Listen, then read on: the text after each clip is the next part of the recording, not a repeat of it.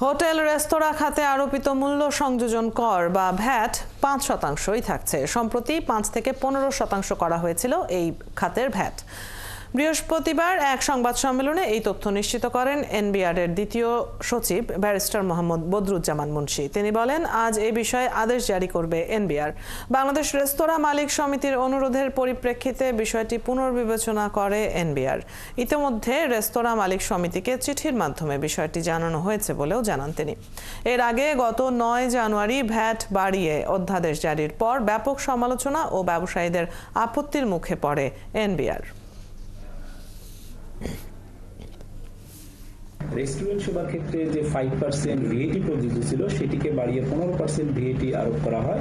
পরবর্তী সময়ে সরকার কর্তৃক এই সিদ্ধান্ত কিছুটা পরিবর্তন করে পুনরায় 5%-এ ফিরিয়ে নেওয়ার জন্য সিদ্ধান্ত দিয়েছে এবং সেই মোতাবেক জাতীয় রাজস্ব বোর্ড ইতিমধ্যে কার্যক্রম গ্রহণ করেছে এবং আমরা আশা করি যে আজকে বা রবিবারের ভিতরেই এসআরও জারির মাধ্যমে পূর্বের অবস্থায় অর্থাৎ 5% ভিএটি হার আরোপ করা হবে।